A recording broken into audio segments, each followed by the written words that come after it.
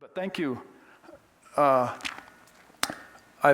Steve also talked my history. In 1962, my dad took our family to the Indian cliff dwellings, and I was 9 years old, and I thought, all through elementary school, why don't they build homes that have access to the sun to heat them?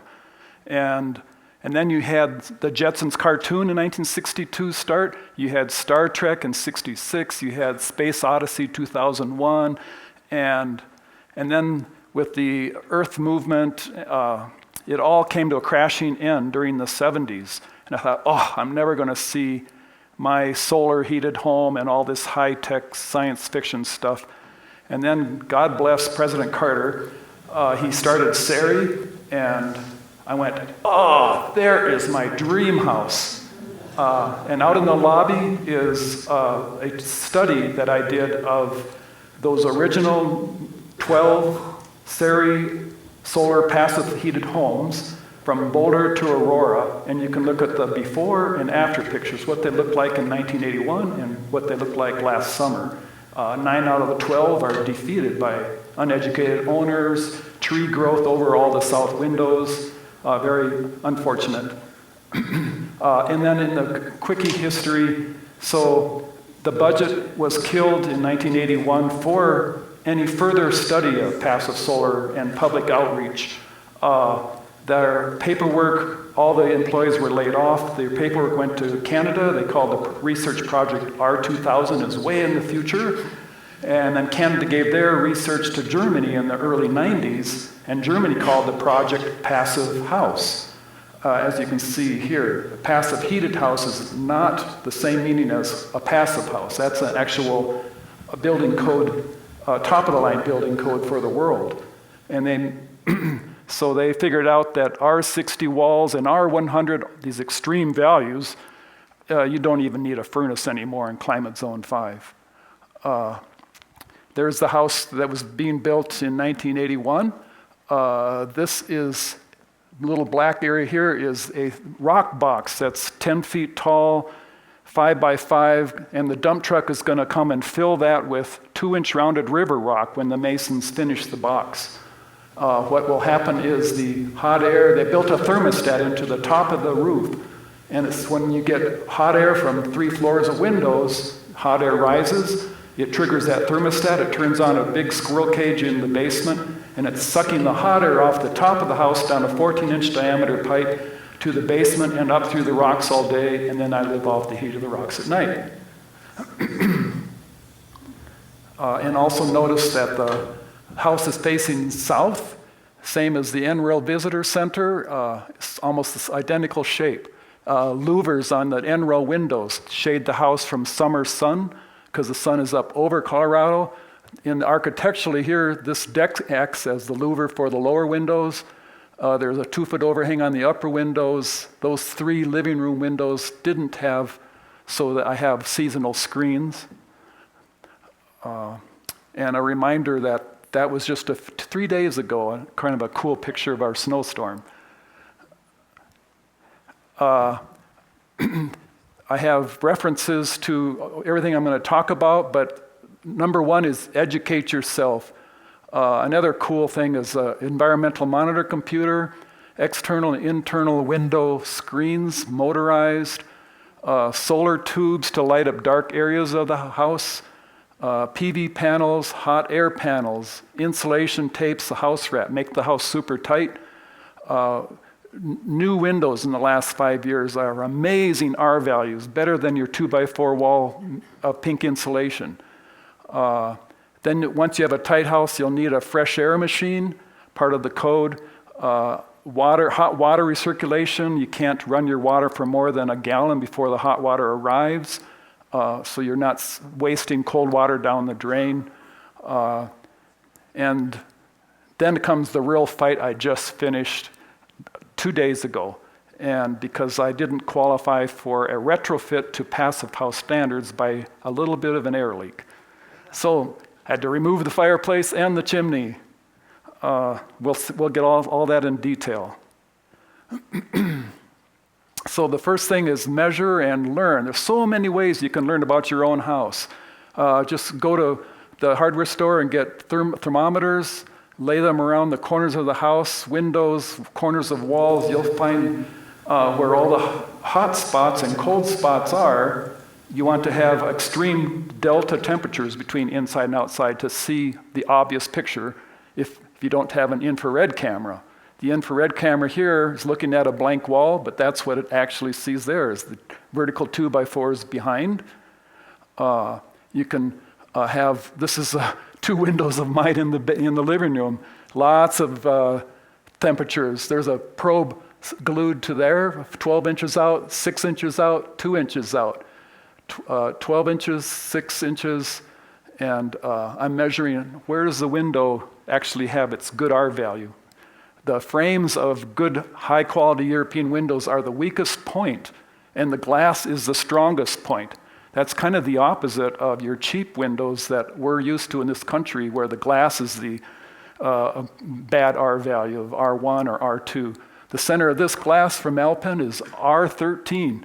The center of that window is R17. And they just introduced one this past summer at R21.8.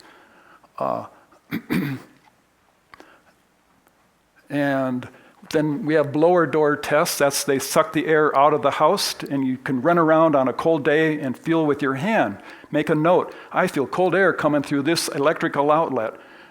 When I first did this in 1999 with Paul Kreischer, who's been to my house 8 times, I ran around and caulked all my electrical boxes, and 2 years later he came back and said, this is the back side of the electrical box where you pull the outlet out and you squish silicone caulk in there and you stuff it with it. It's a dirty job. 2 years later he said, wow, you've sealed up the house the equivalent of an 8 by 11 sheet of paper, hole in the wall. So this is just a brief overall here about education again. The world has been divided into climate zones. You have climate zone 1, the Florida Keys. Colorado is climate zone 5. This is considered a heating climate zone versus cooling. And up here, this 7 goes all the way up to Alaska. And you have cheap building by code, minimum code. You have the Energy Star of the 90s. This is a Department of Energy graph here. Then you have net zero energy, zero-ready homes, which are very good homes. And at the top of the line is FIAS. So your developers can could build voluntarily to any one of those higher codes. But I want to make sure that people are aware that they can have something better than the minimum building code. And what do you get when you have a FIAS house? A house that doesn't even need a furnace. I have no furnace, and I'm in the 70s all winter long. And then this is, if everybody were to build a net zero energy ready or a FIAS house, this would be the fossil fuel savings that could happen if we're dreaming. And so I've been trying to tighten up the house. My first experiment was simple things, including you can even take a heater duct that's on your floor, and if you have a cold area that's off to the left by some windows, these always come with fins bent to the left, fins bent to the right. You can actually take pliers and bend all the fins to the left, something free to do. So I was doing lots of little free things as I was learning. This was the first infiltration in 1999. And you can see the numbers are going down. The HERS rating, you pay extra money to get that for an energy audit, and that's usually around $500 to get an official registration with the Department of Energy. What else? So anyway, you can see I got this level. We'll get to this at the end of the presentation, and we'll come back to this. So what happens during a rating? They have that blower door at the front of the house. They're sucking the air out of the house. That simulates a 20 to 24 mile an hour wind outside. And if I have one air exchange in an hour, that means the furnace has to reheat up that air. A sloppy, normal business minimum code houses are 10 to 20 air exchanges in an hour. And the furnace has to reheat that up 20 times. This is my latest one. And I want to point out, there's your ACH50. That's the pressure that red fan was doing to the house. This is some lower categories. There's a natural ACH.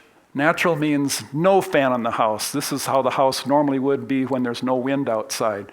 So you really get a very low exchange rate of air at that time. For me to pass the Passivhaus code, this is the symbol for Passivhaus, by the way. They're headquartered in Chicago. There's an international FIAS also located in Germany. And I'm the regional rep for the Southwest United States Passivhaus. I have monthly meetings at my house first Tuesday night of every month at 7 p.m. And I try to keep the subjects about building envelope or marketing of Passivhaus, something about getting people to educated. And here's where I am, almost down to zero. So another cool thing was that I did in my house. In 1981, this fantastic tricked out house was $89,000. All the neighbors' houses in that neighborhood were $81,000, so it wasn't that much more. That got me double front doors, R19 walls instead of R9 walls, triple pane windows, but they were still just air and R1 or R2 at the best. But the fact is that they wired every window for electric shades way back then.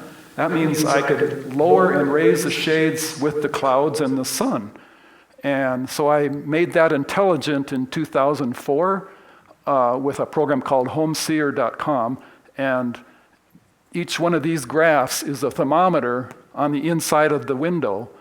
And here's the sun, solar radiation for the last 24 hours. That means there was a cloud that shaded the sun. This is the week's worth of sun for the past several days. That's outside temperature. This is inside temperature. And so all of this goes into the environmental monitor computer, and it raises and lowers the shades automatic with the clouds and the sun all day long. I can be on business trips and I know the house is working. The shades act as a one-way valve. Let that sun in, don't let it out. I'm a Bell Labs engineer. So it controls the lights based on, I have about 30 motion sensors now. It announces visitors out at the front yard, driveway, around the different sides of the house. Temperature changes, it's telling me all 24 hours a day. I have it do it once an hour or whenever there's a drastic change. Sometimes it's amazing. You'll say the temperature is rising from 25 to 30. And in 10 minutes, it might be already 35, and then it might be going back down. All day long, it's a surprise when you have a computer telling you what's happening outside. It controls the shades interior, it controls shades exterior, and pre-wired, so that's that. This is an example of the shades on the clear story going up and down. That grill on the ceiling is the hot air return, where a thermostat says, I feel hot air. Start sucking that hot air off the top of the house, get to the basement, and warm up those rocks. That was the house. This is the house recently. These are the exterior shades. The shades are up, and here the shades are down. Why do I need exterior shades and interior shades? The interior shades keep the heat in the winter. The exterior shades keep the heat out. If you try to block the sun with interior shades, once that sun's gotten through your windows, it's pretty much trapped in the house. You can reflect a little bit of heat out, but not a lot. And so I was forced to put in exterior shades last winter because we had another global warming record. We had 80 degrees in November, we had 2 82-degree days in February, and a third record was the shortest time span between 80-degree days. We had November and February. That's unheard of. And so I'm supposed to be, the house is built for a winter climate. I'm supposed to be heating with 3 floors of glass. I had to keep the sun out from overheating. And this is just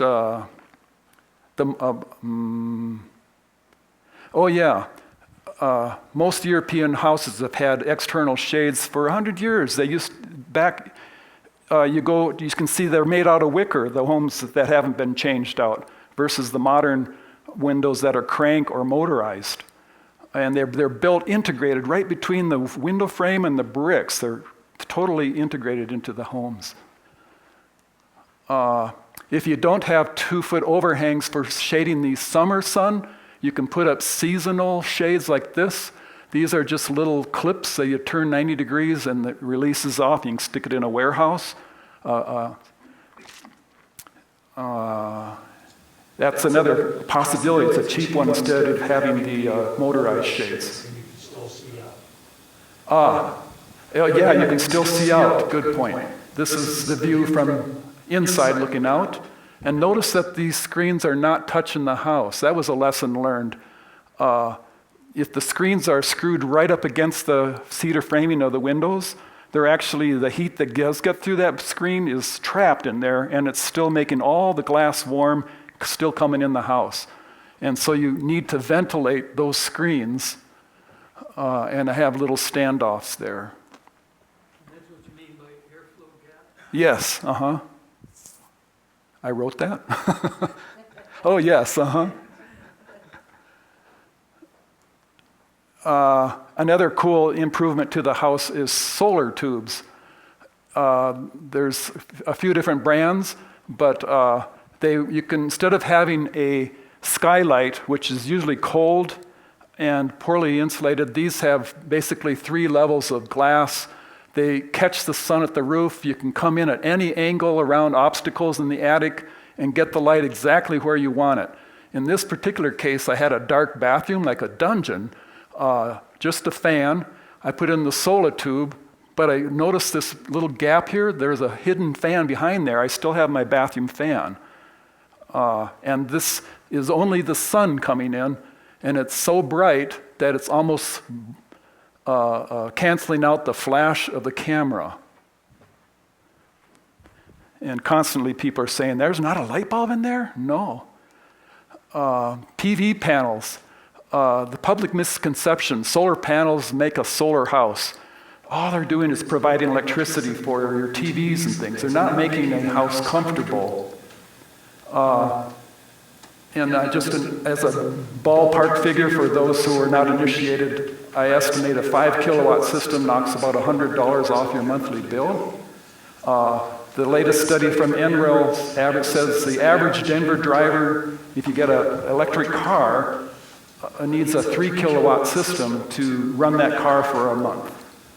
And by the way, how many people here walked? Anybody?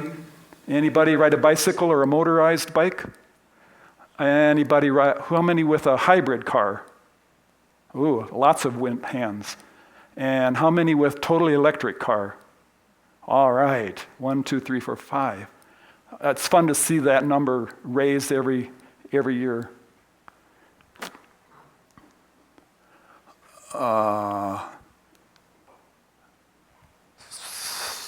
There. Whoop. Read that bottom one. I didn't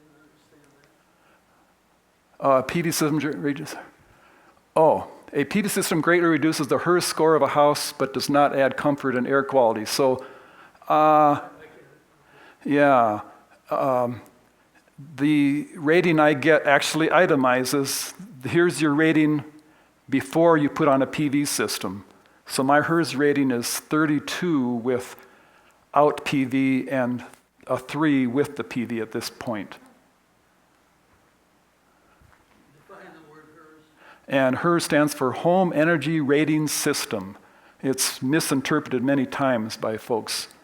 But that's a Department of Energy thing. They put your house permanently in record because they're trying to take an average of neighborhoods around the country and where do they need the most help.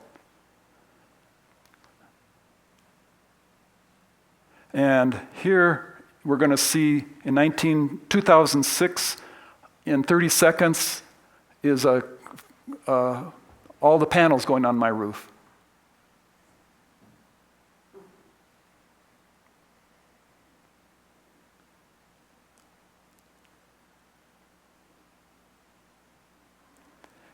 Faster, faster, faster.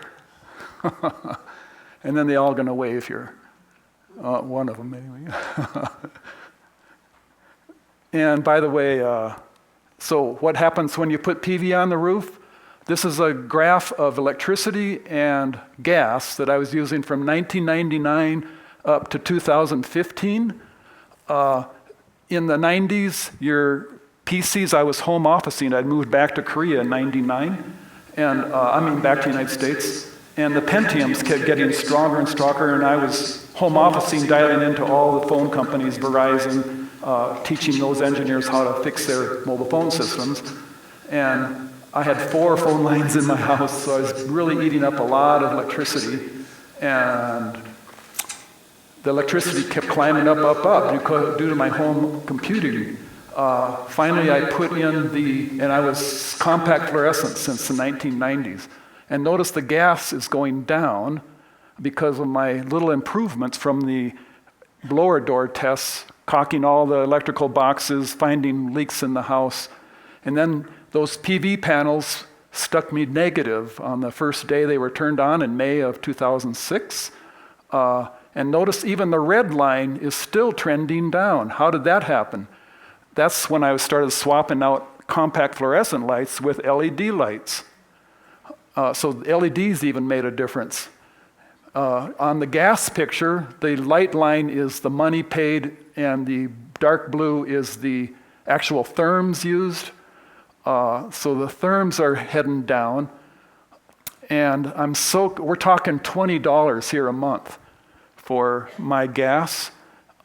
Since the house was built in '81, my annual bill was anywhere from $80 to $180 for my gas. So I really was getting close to zero.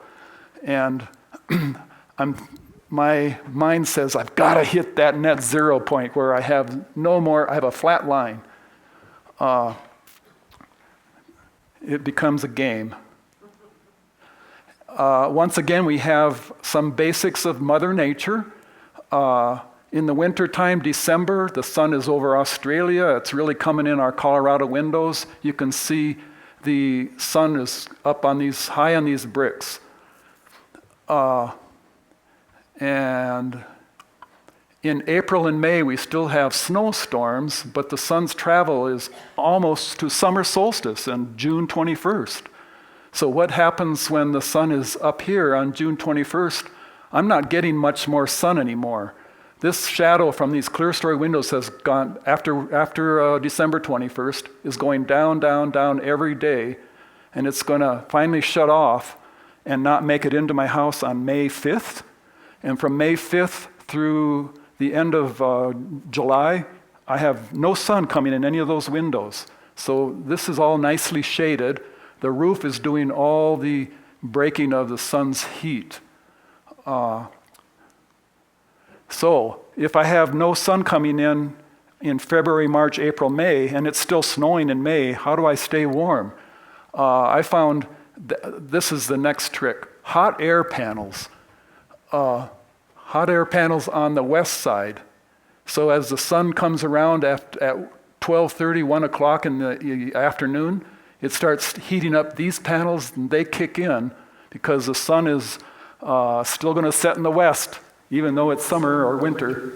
And so I can get this heat into the house, and these 4 panels are my primary heat from March, April, May. And there's the same panels down here. What is a hot air panel? A hot air panel is taking room temperature air in one end, running it through the panel, and going back into the house at almost 90 degrees hotter, just in that 7 feet. I've got a photograph that shows the air coming out of here at 194 degrees. But that was cheating. I put a silver reflector along the sidewalk, and I was getting double sun. So this is an electric photovoltaic panel that runs a fan, and so when the sun hits it, obviously it starts making heat, electricity for the fan, and it's pulling and doing its work. And I put these on the basement because I hadn't super insulated yet, and the basement had gotten penetration. Even in '81, they insulated the foundation from the cold dirt.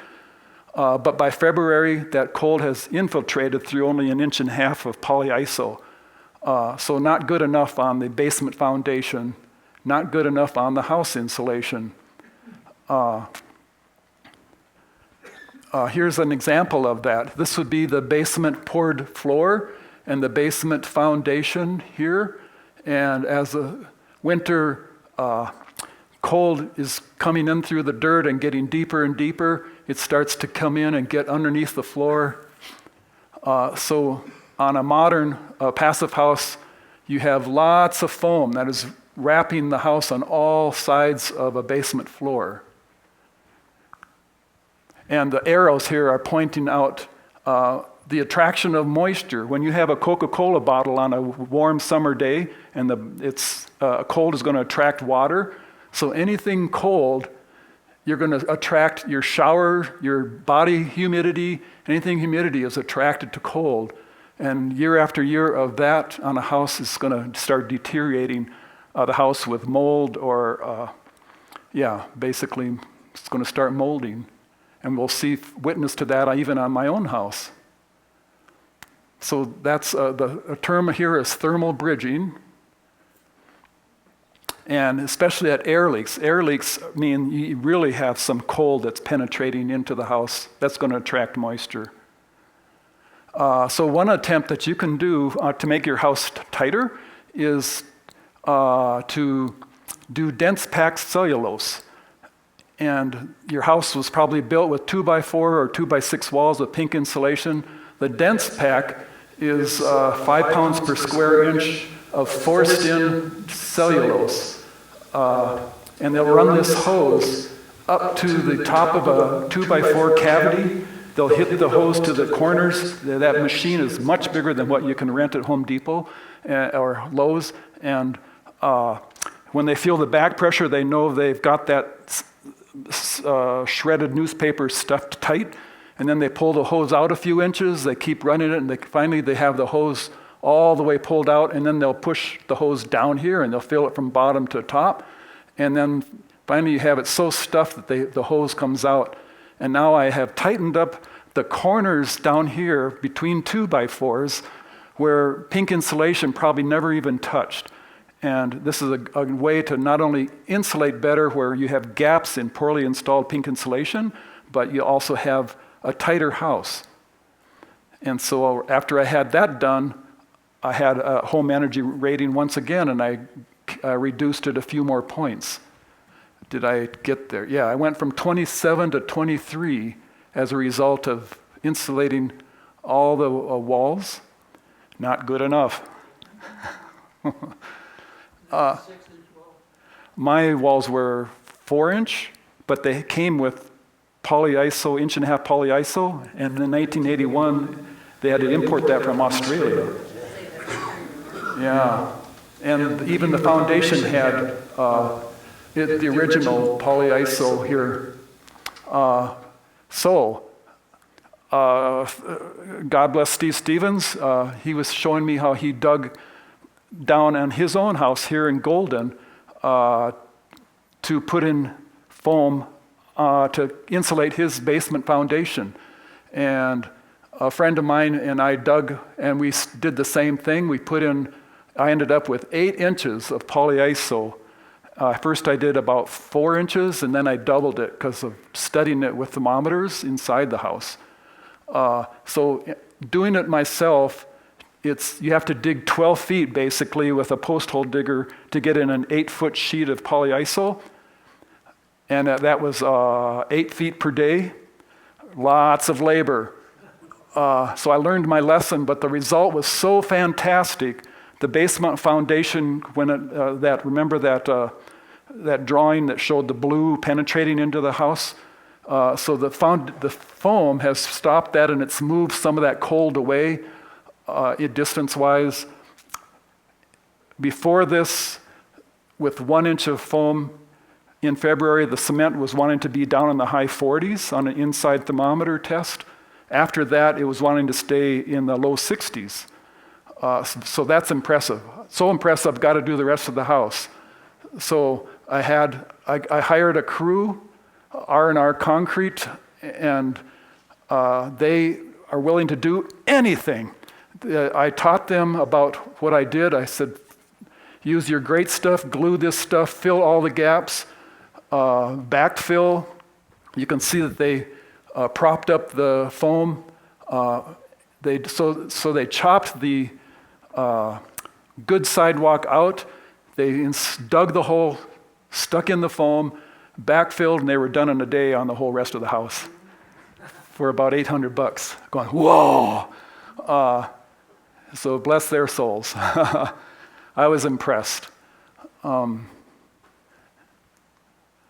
And then, so now that I have my foundation of foam down here and the original polyiso foam up there, I retired from Lucent Technologies in summer of 2013 after 42 years, and I took the Passivhaus course to learn how to be a certified Passivhaus consultant, and I learned how my house was way out of technical modernization, and I don't want to be teaching the public 1981 concepts. So I made this example for the City Westminster Code people. This is what I'm going to do to my house. Here's the original polyiso foam foil wrapped.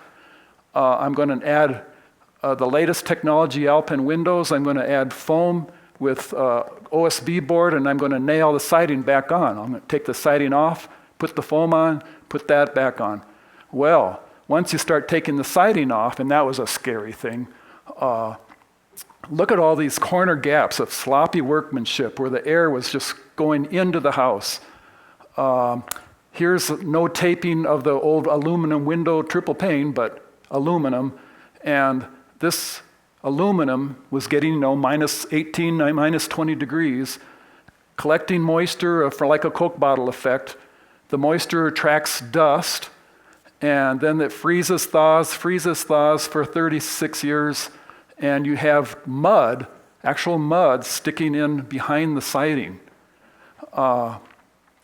And so to take the windows out, I had a huge expense to rebuild all of this surface area with the latest in tapes. And you treat the house like a car tire, not even a nail or a screw.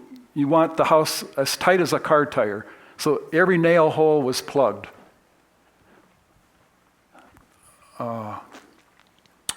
And that's a standard electric saw. This is a 16-inch diameter saw. You got to have some muscles for that guy. So we added the polyiso on. You have to extend these silcox. I'm putting big panels of 4x8 sheet up. I'm sealing it with tapes everywhere, even on decking. And then you put up a wrap. Normally people have Tyvek. For Passivhaus, there's a certified wrap from Switzerland made by SIGA, S-I-G-A.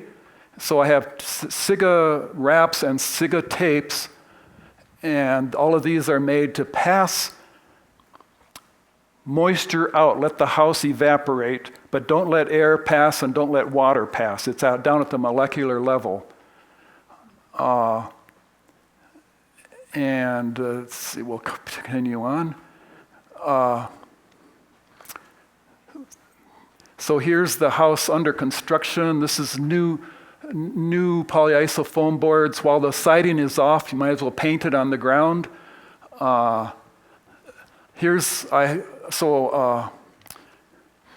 doing the north wall and the west wall by myself, I'm going, oh, this is exhaustive. I hired a CU student, and I also hired that same Mexican crew, R&R Concrete. This top of that building is 34 feet up there, and it's a little bit scary, so they have their scaffolding. They did exactly what I requested and taught them, and they slam-bammed, it went up quickly. This is the wall before. Notice the kitchen window is flush to the siding. After I'm done with all that thickness of polyiso, the kitchen window now has an 8-inch thick windowsill. And that white there is made out of used aluminum siding from houses. It's a nice width to cover all the foam. You can see it right here. And here's your Siga wrap. The crew did everything per my instructions. There's my CU college student that was helping me. He had just graduated with a civil engineering degree. The new Alpine windows, they're just north of Boulder and Niwot. They love to do factory tours, by the way, to show you their latest things. This is an infrared picture showing one of their new windows. This is how much the heat is coming out of a standard house, my standard windows, with triple pane, 1981, but they're glowing with heat coming out. And the reason this one is extra purple, this is also an Alpine window, is this one is where the electric shade was down in the house. So this is with an inside shade and that's without. So with these windows are quadruple pane windows. Look how thick they are. It's called Series 9, and they have many coatings inside. These things are like magic.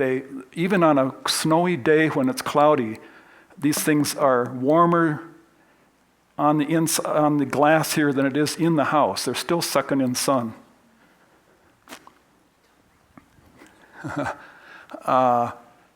And so you can see how we rebuilt all these surfaces before we could put the windows in. That's how rotten it looked like once again. Here we're wrapping it. For these clear stories that were up on the 3rd floor, we had to use a pulley system to pull them up from the ground. And it's good to learn about NFRC, Fenestration, National Fenestration Organization. They rate every possible model of every possible company. They have thousands and thousands on their website showing you how they rated it. And not many windows can pass the Passivhaus ratings. At 0 degrees outside, the window cannot be more than 7 degrees colder than an insulated wall. And so, whereas our values are better the higher the number, windows are a U value, and I think of unit, the whole unit, the frame and the glass is rated. And here at 0.10 means I have an R17-ish window. Well, on the whole thing, that's not 10. True, yeah. And so the glass is really high R value, but the frames are the weak point because the glass is so excellent nowadays. And another thing that I did, when the house was originally built, it had cedar trim. And oh man, this stuff is cooked in the sun. It warps, it gets snow trapped and water trapped, it starts twisting, it needs painting every 5 years. I said, no more maintenance. I'm gonna die at 100 years old in this house. And so I put up glass between the windows that I no longer no more maintenance. There's reflective mirror film behind that. These things are only $25. And so I have a maintenance-free house. Once you have a super tight house, by code you must have a fresh air machine. We put out CO2 as we breathe, and as we sit in the toilet or use shampoos, we put out volatile organic compounds, VOCs. And so there's HRVs, heat recovery ventilators, ERVs, and this latest one is a CERV, conditioned ERV. And in this case, this guy is made in Chicago. It has a nose in it. It's smelling for VOCs and CO2s, and it does not run if the air is fresh in the house. and if it samples the air every 10 minutes, and if it smells, so the funny thing is I have a roommate, another CU student, and every morning when he gets up to go to work, he takes a shower, and his Spanish shampoos create VOCs. This thing smells it, and it kicks on. And all my graphs of the public are on public display. It's basically 8:30 in the morning, 8:30 in the morning, 8:30 in the morning, 8:30 in the morning when he gets up and takes his shower. So this machine can recircle the inside air and just keep it filtered and clean, or it can bring in supplied fresh air and the stale air goes out. And what are these machines, what's good about them? If I open my window when it's 0 degrees outside for fresh air, I'm bringing in chilly air. On an ERV and HRV and a CRV, the hot air that's going out of the house is, they extract the heat and the humidity from that hot air, and it's moved over to the incoming cold air. So we are not bringing in the chilly 0 degree air anymore to have fresh air. What is that picture? Oh, never mind. So here's the bee's nest of fresh air pipes that I had to do a retrofit. I was able to take the furnace out because of the first time that the house was super insulated. We'll get to that. Yes, I have it. I thought, well, how much heat? It was 5 above. And I'm going, the house was getting colder and colder, and I'm going, how much energy does it take for me to keep this house warm? And I started lighting candles. And by the time I got to 16 candles, the house stopped lowering at 5 above 0. I'm going, yeah. So I'm going, I don't need a furnace. And I was able to remove the furnace. And now, the serve is doing also kind of like a mini split. These ingenious folks in Chicago said, well, if I got fresh air coming in, I might as well, that's like having an air conditioner whose compressor is outside, getting the heat out of the air. I can get the heat out of that outside environment, which is inside the house, by using a little refrigerator heat pump, and I can suck the heat out of the outside air that's coming in, and it's about to be sent out as stale air, and I can output that as a heat. And here we're showing 110 degrees coming out of this little mini split, and I'm dumping all that cold air into my basement. So on these 0 degree days, my basement is 1 to 2 degrees warmer than the upstairs, the opposite of most people's homes. Another concept would be hot water. This is part of a Passivhaus code. I think it is 0 energy ready also, is you have to have either an instant hot water heater close to your bathtub or some other means. And some other means is, even if the hot water tank is across the house, 60 feet of piping away, I can install this little pump, it's outside in the lobby, underneath my sink, and I can press a button or have it motion censored. There's the indicator of the button. And it'll suck the hot water from the hot water tank through all the pipes, past the kitchen, etc. You put this pump on the furthest part away from the hot water source. And once the hot water arrives, a little thermometer here says, oh, I feel hot water, shut the pump off. Now when I turn my faucet on, I have only 6 inches of cold water coming out, and I got hot water without running 2 minutes of cold water down the drain. These were about $350 or so. There's a picture of it. That's out in the lobby. So I've done as much as I can. I've done a lot of innovative things. One other point is just there's a lot of tools you can get in the internet. What's that? Once you've insulated a house super, it's very quiet inside. Barking dogs don't get through the walls or windows. And you can measure the BTUs coming in your windows with a meter like this. You point this direct at the sun on a blue sky Colorado day, it'll read 300 to 320 BTUs per hour square foot or something. And when I go behind a clean piece of glass, a window, just like a single pane, it might say 70 BTUs. On a quadruple pane window, it's going to be down to 40, 50, 60%. So I'm thinking, whoa, I've lost a lot of sun input.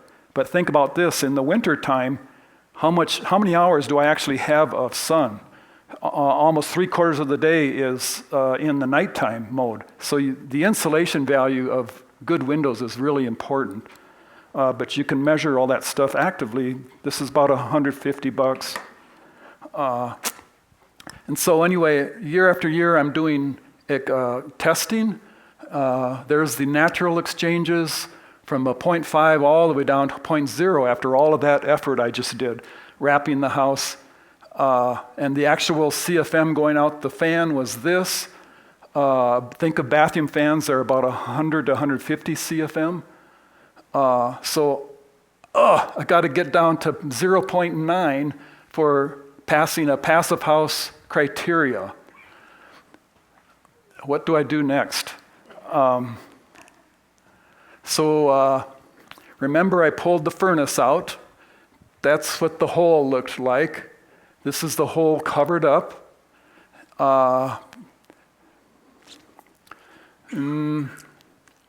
The whole house has been wrapped around rim joists down to the dirt, so it's really tight. Where's the air coming from? And if I put a big trash bag around this chimney and tie it with a rubber band, poof, it blows up like a balloon.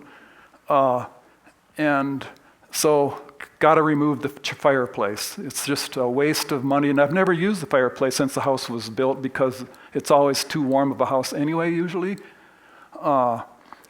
So this past week, here's my fireplace. Remember the 10-foot rock box on the first page? From here down is 10 feet deep of that 2-inch rounded river rock, and the hot air was sucked off the vent of the house at the tops of the ceiling, down a 14-inch chute, and up through the rocks all day. And by the way, half of that hot air goes across the basement floor and keeps the basement warm. So it's kind of like a de-stratification system. Must remove the chimney. Here's, once again, Paul Kreischer. I love to do, anytime I do stuff, I love to have educational sessions.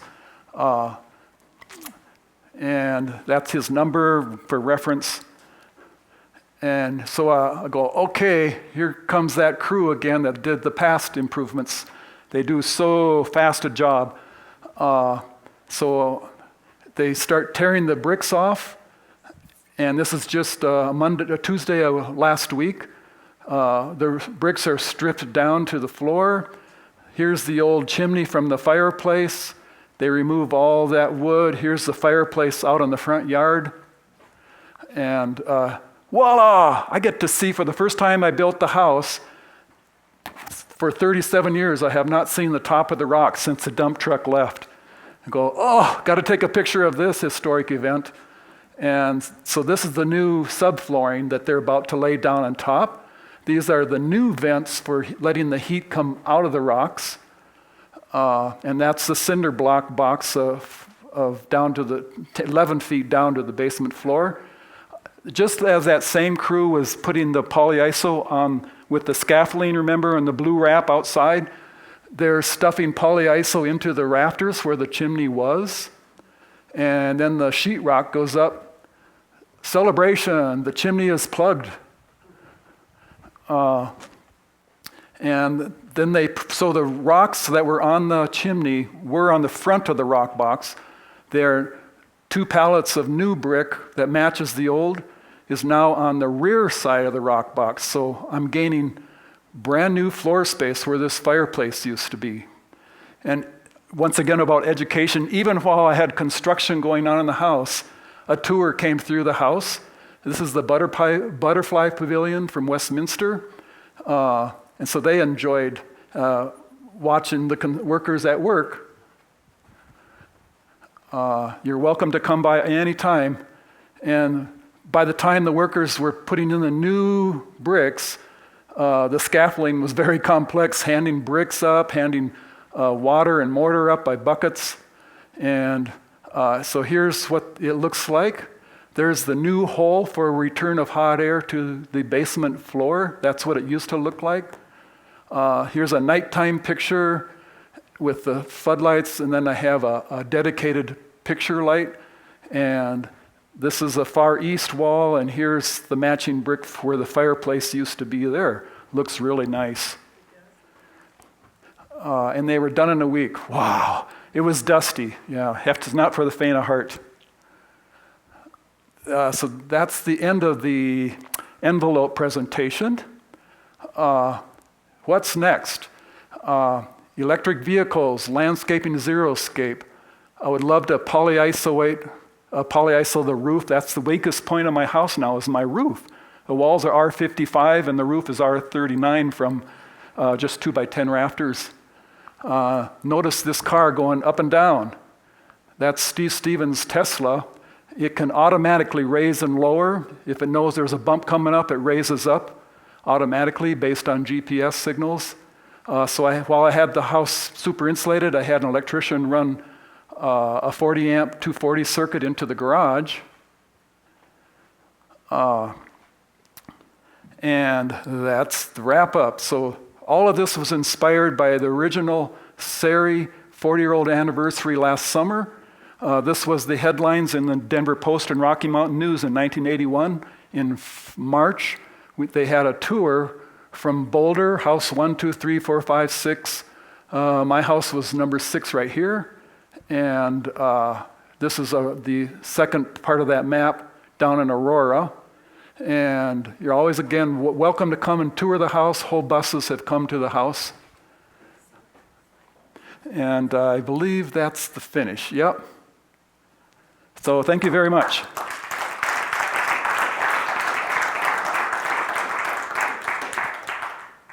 And one more thing. So as a historical tradition, we keep running the annual tour of solar homes. Every summer, it's the first weekend of October. You get a book like this. You get a map just like that map that shows you the addresses and the location. And in the book, you get pictures and paragraphs of the dozen homes that are featured. These homeowners are very proud of what they've done to their house to show you what you might want to do to your own house. And you can read the summary and say, oh, that's kind of similar to my house. I'm going to go look at that house. There's new homes and old homes. And so that's about $10 a person. First weekend of October. Number 18, Tom. Thank you very much. Thank you, John. Okay, he's very eager to hear your questions.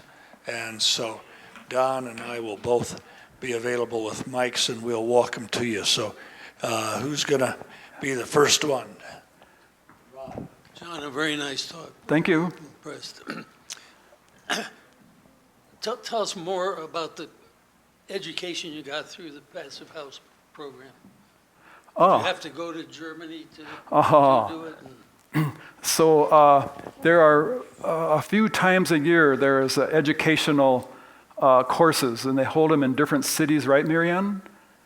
Well,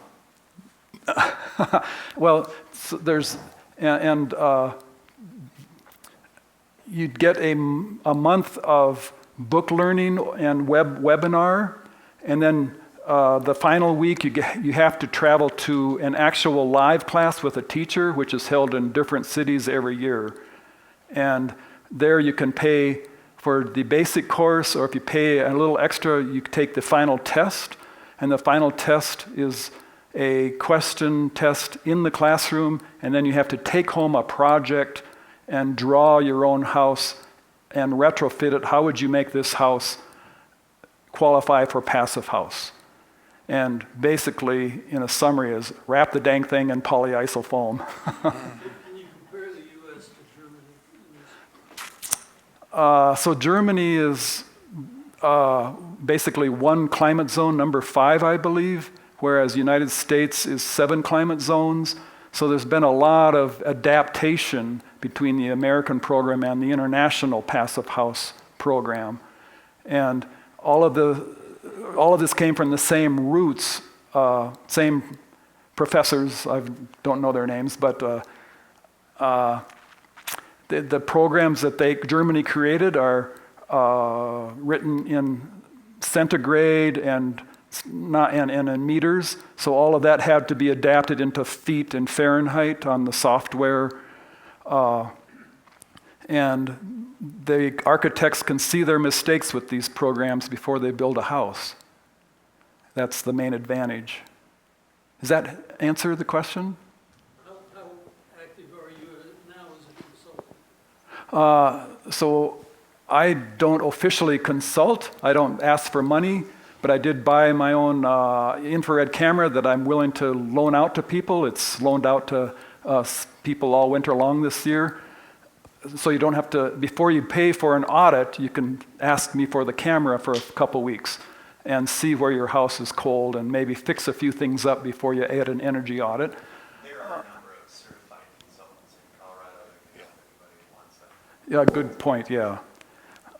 And so you go to the FIAS website and you can see a list of certified consultants. What was your question? I forgot. I think you answered it. Okay. I'm very impressed. I'll just Oh, and mention- one more thing, you were asking about me. So I hold monthly meetings at my house, and for example, I had a meeting of polyiso industry, the representative from Washington, D.C. The next month I had the spray foam Washington, D.C. representative come and talk about how they've improved the chemistries of these over the past 2 decades by 4,000, a factor of 4,000 to clean up the environmental damage the factories made of mixing these solutions, and many other concepts. I've been to your house twice during NECO fundraising. I've been to your house more than twice, but you are now active on the NECO board and I'm not. What can you tell this group about NECO? So NECO is a question is what is, there's another volunteer 501c that I belong to that Ron helped start back in 1992, I believe. New Energy Colorado. It's a 501c that tries to be the public outreach to Colorado Solar Energy Industries Association, and for that matter, any 501c. We have a bank account for donations, and we try to we sponsor the annual tour of solar homes. It used to be mainly done by CRES, and CRES is still a great participant. It's the public outreach part of this for Colorado Solar Energy. Working predominantly with cities. Yeah, we work with cities and the PUC. Excel is always coming up with innovative ways by their lawyers, paid millions of dollars to defeat some of the progress we've made. And we have volunteer folks who go to the PUC meetings and try to fight back, and quite successful all the time on almost no budget. I would like to just mention, John talked about the Passivhaus training, and there's a home component, and then he said you traveled to where the training is for the week long or the 3 day or whatever. And quite often that has been in Golden at the American Mountaineering Center. So your travel may not be real far, but it's sometimes up in Seattle and it's sometimes in other places. But it has been here many times. More questions? So this is more of a personal question, but what sort of insulation would you recommend? I just bought a townhouse and I really need to re-insulate the roof. What's the best insulating technology that I could use when I can't do much with the roof? I have to come in from the attic. Do you have people on the left and right side of your apartment? Yes, I do. So that's a plus for multifamily units. That's always a good economy factor. And if you're apparently on the top floor? We have both floors. Oh. So it's just on the left and the right. And it did come with a Nest thermostat, which we love, but we're working on updating it. If there's any rafters, I would suggest, if it's probably done with fiberglass insulation, you contract for dense packed cellulose, and that's going to help a lot. Okay, it's actually blow-in cellulose. Oh, it is? But it's been packed down over the years, and it's not very effective Ah, anymore. that's the key of the word dense pack. Yes. And dense pack means it's in there. When you look at a graph, a solid object is going to conduct, and the dense pack means I'm just under the conducting portion of the insulation. I'm at the peak of compression, but I'm not into the conduction part of solid matter. And they just smash that pink insulation or whatever against a wall and stuff their stuff in with the Okay, pressure. cool. So the dense pack cellulose is probably the best route to go. For starters, yeah. Okay, yeah. Unless you can take the roof off and add some foam to the top. No, they're not going to let me do that. They just redid the roof yesterday Oh. from some hail damage. So, yeah, they're not going to let me do that.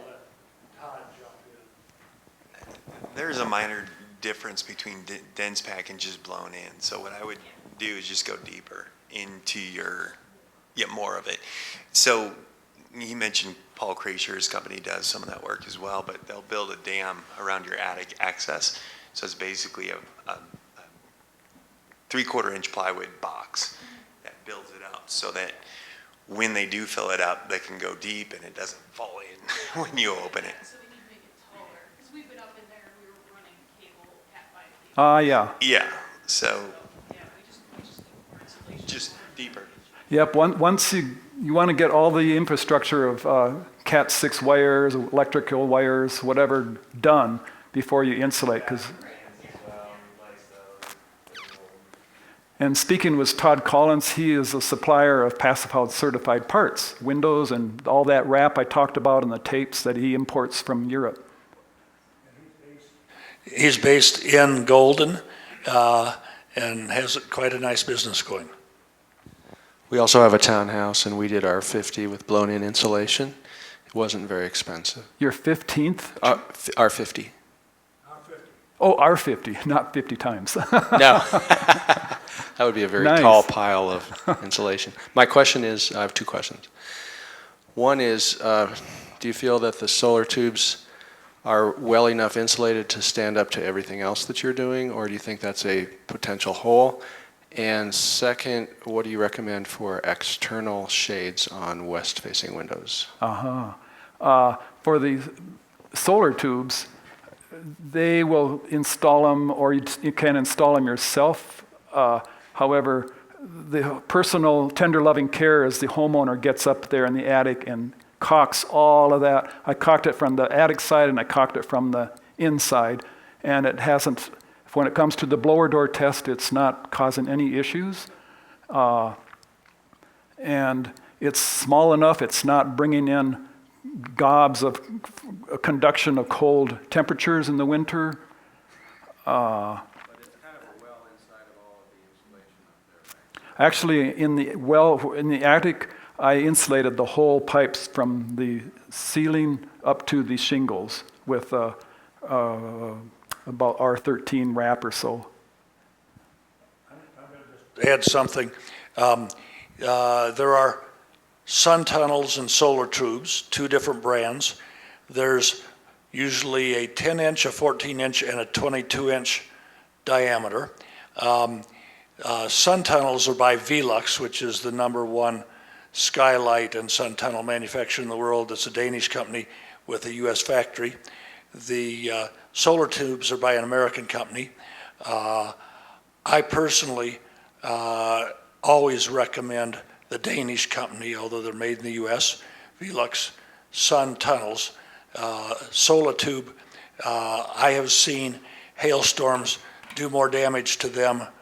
And the other thing on size, 10-inch are designed to fit between 12-inch on center trusses or joists, and the 14 is designed to fit between 16 on-center trusses or joists, and the 22 is designed to fit between the 24 on-center. And if you take the square of 22 and the square of 14 and the square of 10, you get 484 and 196 and 100. And your light collection is almost 5 times as much out of a 22 as out of a 10. And it's about twice as much on the 14 as the 10. And if you're going to cut the hole, I believe, get as much light as you can. So I strongly recommend a 22 in big living room areas, high spaces, that it'll get everywhere. And 14 in medium-sized rooms and in bathrooms. A 10 will not do, because you have morning time, you have evening time, and Cloudy times. and cloudy time, and I don't want to ever turn on a light during the day. And I put 22s in my, 2 of them in my living room, 1 in the kitchen up high. I put 14s in the hallway, 3-foot wide hallway. I put 14 at each end, and the master bath, I put a 14. And I don't worry about lighting. And so I always try to tell people size matters. There's many different areas in life where maybe it doesn't, but on sun tunnels, size matters. Now, the Velux has 1 polycarb top, and it's got 2 diffusers at the bottom, and this is a double glazed one, and those diffusers flip it out and flip it out more. And so if you look at the sun tunnel's 22-inch thing up there, and you look out to the sidewall, it's light off of that up to within 5 inches of the ceiling, 8 foot away. It beautifully spreads. The advantage of a sun tunnel over a skylight gives you a shaft of light, and therefore you have dark areas and a high contrast, and if your eyes are not good like mine, you don't do well with bright and nothing. And this does a real good job of diffusing. Sorry, I just wanted to get all my prejudices in on that, because they're founded, and I've seen a lot of roofs that have had hailstorms, and Velux sun tunnels do real well. And one other thing that's happening in technology is the LEDs are pulling less and less electricity all the time, and you can get 1/2-inch thickness LEDs that are pulling so little electricity that's another way to have light nowadays. Right, and so we don't forget the exterior shades. What was the question on exterior shades? Oh, west side? Just what you use or recommend for west side exterior shades.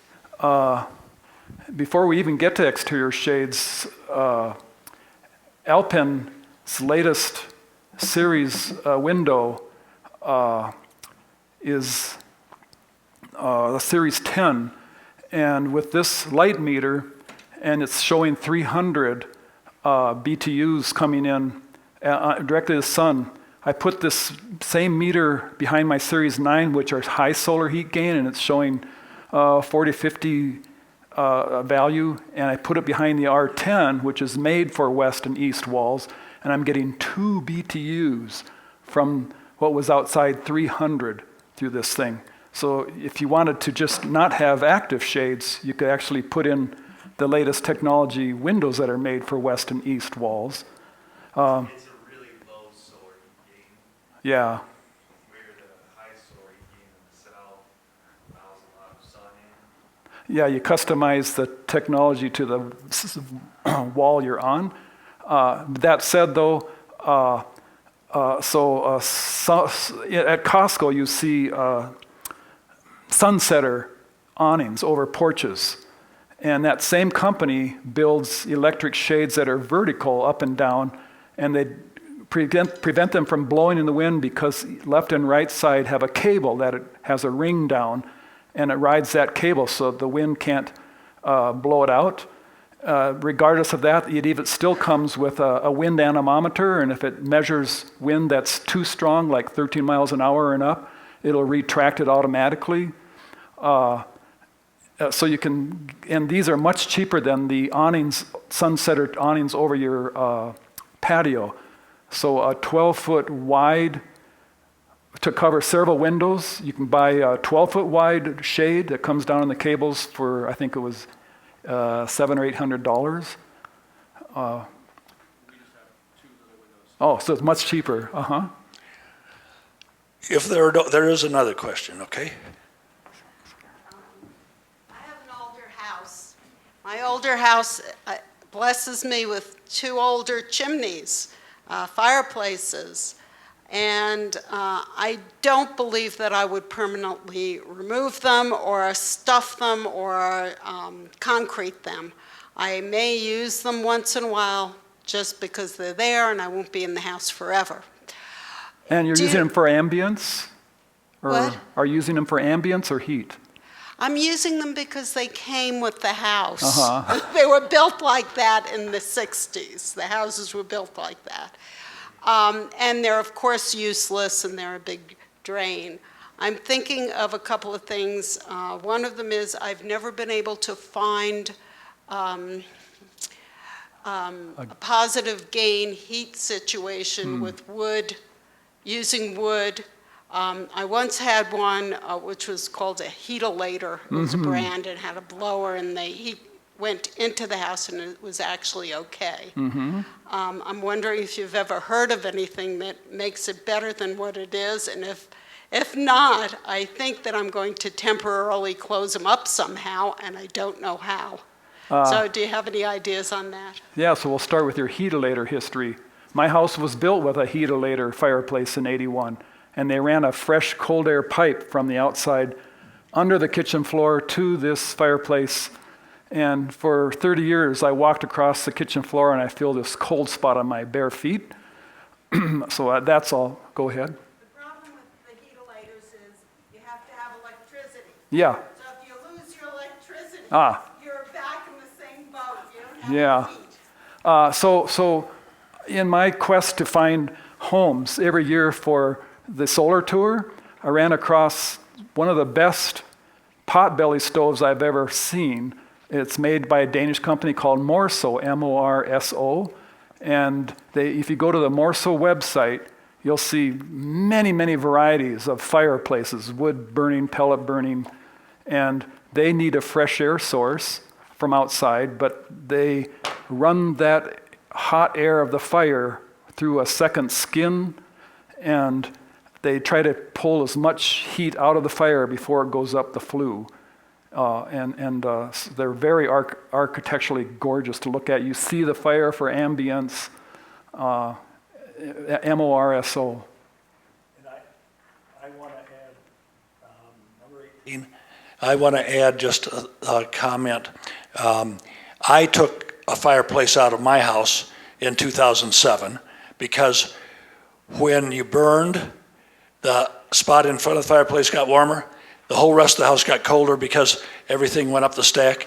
The heatolator was supposed to be functioning in it, but it didn't do really the job. So you're getting all the little things that you haven't plugged up are coming cold air through the whole rest of the house. So I took that out, and I mentioned that in the talk I gave a couple months ago as the first step in converting things. But so when it's on, it's sucking in cold air elsewhere. When it's off, it was just leaking terribly around it. So it was a lose heat when it's on or off in the winter, but it was a gain heat when it's on or off in the summer. So it was able to switch its mode based on the season to totally wrong one way to totally wrong the other way. So amazing thing. Although if you do get some of these high quality wood burning pot belly, not always a bad pot belly, it doesn't have to be, a beer belly, but that kind of a stove, you do have the chance of getting a net benefit out of burning wood. I will say one other thing. Many people that are into the survivalist movement, and you don't have to be a total radical to get into that movement, but they want not to use the pellets, because if you get into a state where you don't have processing happening somewhere of wood into pellets, but you can just find logs and things you want. And beetle kill. And beetle kill, because the total commercialization and processing of the wood to burn may not be what you want. So anyway, I just throw in those thoughts. Any other questions? But I'll give one other comment regarding you don't want to tear it out. I'll go back to what I read at the beginning. I hope that in this year to come, you make mistakes. Because if you are making mistakes, then you are making new things, trying new things, learning, living, pushing yourself, changing your world. I won't read the whole thing, but basically, just do it on things where you think there's a chance of being good, and you'll find out, by gum, almost always it's good. And you may have little mistakes in the process. Any other last questions? If not, John has the display out there. He'll be doing that. We have food out there, nibblies and refreshments. And thank you very much, John.